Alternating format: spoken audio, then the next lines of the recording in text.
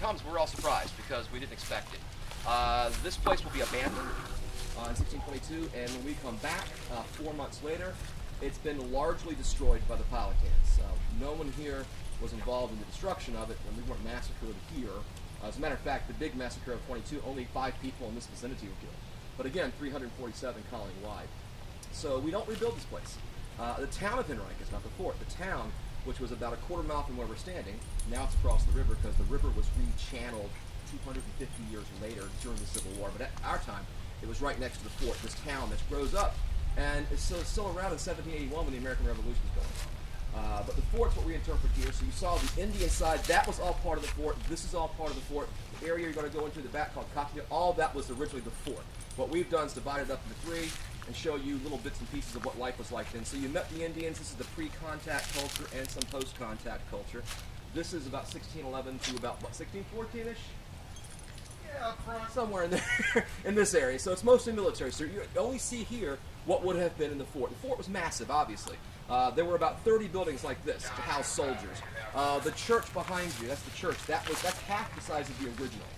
Wow. There were soldiers, like I said, blacksmith shops, or a shop, carpenter shop, storehouses, church, and of course these buildings for sleeping. That was the fort. Plus there's a lot of extra room, so you can plant crops inside the walls should you have to. Jamestown failed to make their fort large enough, and one of the reasons they starve, among others, is that they can't grow enough food inside the fort. We won't have that problem. So what you're seeing here again is the fort. You see the palisade fence cutting across behind the church. There's a little road that runs right here around these buildings and goes right through the palisade. You can't see the opening from where you're standing, but it's like this. It goes right through into the Coxendale section. Coxendale was a small community that grew up right across the river. In our period, they're long gone, obviously, but we renamed that back section again, which was part of the original fort, Coxendale, and it's all civilian. So you've got the 1614 hospital, you've got the Proctor Plantation House, which is a very good example of a good middle-class plantation, tobacco plantation. Boy, I'm stuttering all over the place today. Also, Rock Hall, which is a funny name, but Rock Hall was the parsonage, which is where the minister lives, of Reverend Alexander Whitaker. And he is the minister here at Henricus when we first start off, and he's the man who helps to convert Pocahontas to Christianity. And the reason we bring that up is because had she not converted, do you think the Church of England would have allowed John Rolfe to marry her? Not going to happen. Had he not married her, would we have had peace? If we didn't have peace, could we grow tobacco? What happens if we can't grow tobacco? We go back home. So she is a very important person. There are a lot of very important names from this time period, and she's certainly one of the biggest ones. And as I said a minute ago, Disney has done its best to hide that and make her a little Disney princess, but she's actually a very, very important person. She dies at the age of around 21 in England. She does have a son with John Rolfe, of course, after about a year of marriage. He grows up in England, comes back over here probably, in his late 20s, early 30s. And there are descendants of Pocahontas and John Rolfe alive today, which is pretty cool, I think.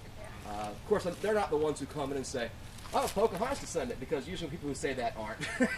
But we don't do a lot with genealogy here. That's an outside thing. But she's an important person. She's here for 8 months, converts here. We think that's fairly important. So that's it in a nutshell. I could go on for hours, and I won't, because it's too nice day. Enjoy yourselves. If you got any questions, my name's Randall. Any questions from you? You? Okay. Feel free to walk into any building that's open. The church door is closed, but it's unlocked, so you can let yourself in there. The church we use for modern weddings. It's rentable. So when we...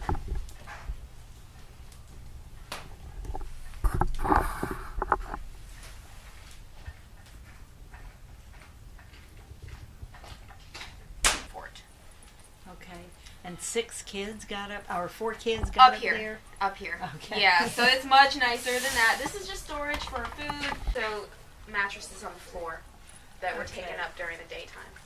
Okay, so that's how you got 6 people sleeping in here. Yeah, and this is a lot better than a tent, which is what you're starting with. So when the soldier receives his land grant, or whoever is coming here receives their land grant, they get 50 acres.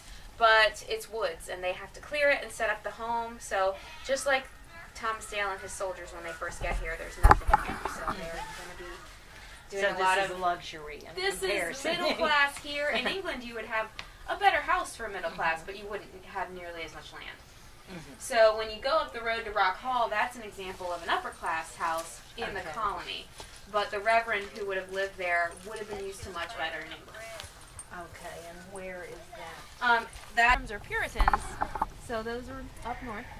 But the concept of Thanksgiving is really simple, right? What does it mean? A good harvest. What does Thanksgiving mean?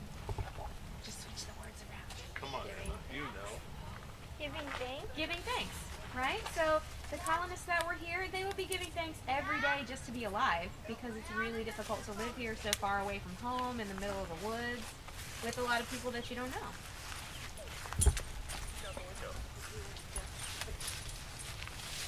Thank you. We signature this based off the idea that the English are going to be at times very thankful for things. Certainly surviving, and with that we have the United States today.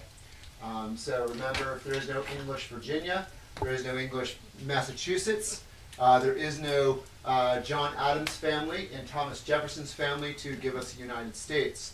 So the question is, what would you be thankful for? Because we hear this this new tradition of where we give thanks to people around Thanksgiving. I'm thankful for my family. I'm thankful for my job. I'm thankful for this. Reverend Whitaker, who is here, would probably be aghast at that, because what's the first thanks you're giving? What's the obvious answer? Who delivers you from all evil and wrongdoings? God. Right, you thank God. The Indians might have something very similar in their culture. If they have a very happy time of it, their feasts are based off of other things such as, harvest, right? Do you think the Indians have any parties and Thanksgivings around the harvest for them? Certainly. All right. So when you think about those two cultures uniting, remember that there's no big fundamental differences between Indians and English, except for maybe technologies. They care for their children. They want peace rather than war. They want to eat, not starve. They want to open commerce. They're both at times hard workers, and sometimes they could be lazy about things, both the English and the Indians. So the question is, how did those two get together here in Virginia? And how are they going to set this stage for future English and Native relationships across America? So what I usually do, and I'm cooking right now, so I have to keep this in my mind, but usually the only thing that will happen with this is that it'll kick out from the fire, and I have an early warning system, which is my ladle. So if I hear that go tink, I know it's the fire and the gas sometimes pushes that metal so much, it's so funny. But if I was to ask you, have you ever read King James's 1606 charter for how you're supposed to treat the Indians in Virginia? Right, so what do most people say the English did when they came here? They invaded Indian country, right? Well, according to King James, that's not why you're here. You're here to open kind, just, and charitable traffic, social traffic and commerce with the Indians. So the question is, how are you going to be kind and just to them? And of course, just means lawful. And kind, of course, means, in the King James sense, means based off of your church teachings, kindness. So how do you do that? Well, the idea that Captain Newport and the early ones had is to open actually up parties, have feasts with the Indians. So right over here around the river bend is going to be Arrowhattic. Arrowhattic is going to be, and I don't know if my native staff have talked to you about the Arrowhattics yet, have they? No, all right. The Arrowhattics are one of the first tribes to receive the English. And they not have just one party, they have two with the English. So far in that early period, it seems like they're keeping with King James's mentality over this. So if everything is starting to go right in 1607, and Henricus is 1611, what went wrong in 4 years? Right? So if I was to say to you, how much Algonquian do you speak? What would you say? How much Algonquian? None. None, right? How much do you? None. So if you're trying to get along with the culture, but you actually can't speak their language, that means you can't get oriented to their laws, culture, and mores and such. So the problem they have is, well, who actually do you party? This sounds terrible. Who do you go party first with? Do you go and feast with Arrowhattic, or are you supposed to go to Powhatan? If you're coming from another country in the United States today, let's say you're from Liechtenstein, I don't know, pick a place, and you go and have a first meeting with the governor of a state before the president, is that good or bad etiquette? Wouldn't be. too good. Not good etiquette, right? Well, I don't know about that. You know, when you think about it, right, the etiquette is. So the English didn't know that etiquette. Powhatan was offended by it. So Powhatan didn't take kindly to this as he sought invasion against his sensibilities, and he orders attacks at Jamestown, which will usher in this on and off again war. How do you fare? So what we do here at Rock Hall is we kind of, you come on in. I'm going to burrow into my sewing corner here. By the way, I portray a tailor, so if you ever see me sewing normally, that's what I do. So soldier tailor. So what we're trying to do here at Rock Hall is really give you a foundation for the friendship element, right? Who is the most famous friend of the Powhatans to the English? Oh, anybody who's been in Virginia second grade should know this. Virginia? Not Virginia? I don't know. You're not from Massachusetts with those dissenters, are you? No, okay, good. The Pocahontas, of course, right? Pocahontas is going to be that first great friend to the English. Well, where does she wind up? She winds up walking where you're walking today. She's here at Henricus for 8 months with Reverend Whitaker, becoming a Christian English woman. So what's the ambition of that? Well, what's the theme of our event today? The theme of our event today is going to be friendship. And honestly, trade. You can't actually maintain a friendship with the native people here if you're not going to trade with them. And the English are all about trade. All right? Because with trade comes money. Does that make sense? All right. So what we're going to do, in a few moments, I'm going to show you what we might be giving Pocahontas and Reverend Whitaker for kind of one of those meals. So don't go in the Reverend's parlor without letting me know. Oh, that's the expensive room. That's where all the Bibles are. That's the wealth of the status of the church in there. All right, come into the common room first. There we are. So here's what I want to pose to you. If you want to gain peace with the Indians, I would impress upon them the greatness of being English. And you know, one of the things about being greatness of English could very well be in cookies. You think about that? Do the Powhatan Indians have cookies? Yeah. That would mean they would have to base their cookie dough off of cornmeal. Can you make great cookies off of cornmeal? Have you ever done it? No. I don't know. I've never tried it. But this right here is going to be one that you might even eat today. And all I have to do is pass it around. You probably smell it and you'll know that it is. You want to smell that? Pass that around for me. All right. There's a very famous spice in there that the English are starting to get, and they make rather good cookies. Ginger. All right, so the first recipe is for those ginger cookies, and they're going to call them cakes in this period, right? Cakes. So ginger and sugar. Whoa. All right, let me show you what sugar looks like. If Pocahontas was in here, she'd be like, I don't know if I want to eat that sugar. All right, so that's a sugar cone, and you can see some of the raw part of it is melted with the warmth. So remember that sugar can liquefy. Obviously, if you drink Coca-Cola and stuff like that, you probably get sense that. So do you think Pocahontas is going to like this for her feast? No. You ever dip your finger in liquid sugar? No. You never lick your finger making cookies or anything? All right.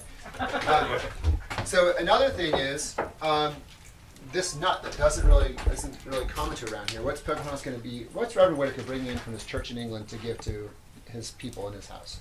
What is that? Recognize them? Adults? Can't see them. Pretty expensive in England. Hard to get. Almonds. Almonds. All right, good. All right, you're on the right track. And what we put into our soup is going to be some more spices. I'm going to let you pass this around and smell it. You tell me the spices that you smell in there. They're currently in our peas pottage that's cooking. And remember, soups are all about the herbs and the spices you put in them. These two, pretty common in England, but I'm going to see if you can smell it. Now, Pocahontas would never have known those smells. You smell garlic? Yeah, garlic's in there. Garlic, onions. They would have the big circle. They would have 3 circles. The first circle of cornmeal, second circle of corn, kernel, and then the third circle of hard sticks all around. And then at the end of the ritual, they were provided with more food than this one person could possibly eat. And John, well, he's kind of confused. John still doesn't know what to make of it because it's totally foreign to him. So what he thinks is going on is there's a fashion thing that he's You probably heard stories of cannibals and things like that. No, there's no evidence of the Powhatan committing cannibalism. But that's what John Smith from his sort of viewpoint. We don't know exactly what these symbols, rituals symbolize, but John Smith is not killed. Of course, in his eyes, Pocahontas saved his life. But some people think that this was sort of a ritual that was used to sort of figure out what the English and their place was going to be in the Powhatan year, in the Powhatan world. Basically, how are they going to react to the colonists? And you can imagine it would make a pretty strong impression to John Smith if he was brought into this great chamber and nearly killed, and then of course on a whim, spared. It doesn't make you necessarily feel like you're in control if you're about to be executed and then someone decides to spare you on a whim. So I think that was kind of Powhatan sort of asserting his authority over these foreigners that show up in this country and want to usurp him. So he's basically saying, look, I'm in charge and you're going to have to play by my rules, otherwise there's consequences. That's how I interpret it. There's a pretty good book on it that goes into a lot of detail by a scholar named Frederick H. It's called, I can't remember the exact title, but it's like Powhatan's World and Colonial Virginia, The Conflict of Cultures. That's the title. Kind of a long one. Well, there's different negotiations that happen. So the first big conflict between the Powhatan and the English is actually when Henricus is established. That's roughly like 1609-ish until 1614. And a lot of that actually is Powhatan and the colonists disagreeing over basically who's in charge here. So the colonists want the Powhatan to become sort of a British subject, English subject. But of course, Powhatan wants to maintain his sovereignty. So they're kind of going through,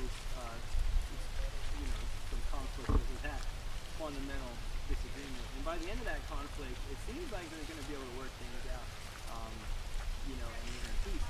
But then over that peacetime, from 1614 to 1622, the colonists are going to start expanding once again. Tobacco agriculture is going to take off. And then once they're making all their money off of tobacco, and once they start becoming more self-sufficient as far as food, they don't really have much of a vested interest in keeping their relations with the Powhatan. Not to mention, they're starting to take up more and more land, clear more and more forests, and create more and more hardships for the Powhatan. They're not always authorized to expand into these tribal territories. So by 1622, Powhatan had died and his brother took over, Opechancanough, and he launches a major offensive, or a coup, in 1622. And he kills about a third of the English population during that big attack. But then of course the English retaliate and then they attack a lot of Powhatan towns. And throughout the rest of that conflict, it's really the English when they're sort of gaining the upper hand. And by the end of that conflict, the Powhatan are forced to sign a treaty where they're no longer allowed to go between the York and the James River, which used to be a really important territory for them. But now, if they were to go in that area, they were required to have special permission, and they actually had a special badge that they would have to wear that they got from the colonial government. So, if not, I think the law read that they were allowed to be shot outside. So that happens, and then there's another attempt in 1644 to, attack the colonists and try to regain control. But unfortunately, kind of a similar story happened with that one. But by 1670, after Bacon's rebellion, basically this guy, Nathaniel Bacon, was upset that the colonial government wasn't more proactive about fighting different Indian cultures. So he took things into his own hands and started attacking different Native American towns and villages. And one of the groups he targeted was actually the Pamunkey, who were allies of the English during that time period. So the Pamunkey had to go in hiding during the rebellion. And then once the rebellion cooled down, they actually gathered up a whole bunch of Virginia Indian leaders, and they went to actually signed this treaty called the Treaty of Middle Plantation, which is still upheld today. On Thanksgiving every year, the Virginia Indians are required to present a tribute of game and fowl to the governor of Virginia, and that's part of a treaty that was signed in the 1670s, and they did that 2 days ago. Yeah, it's pretty interesting stuff. So they signed this treaty with actually the English government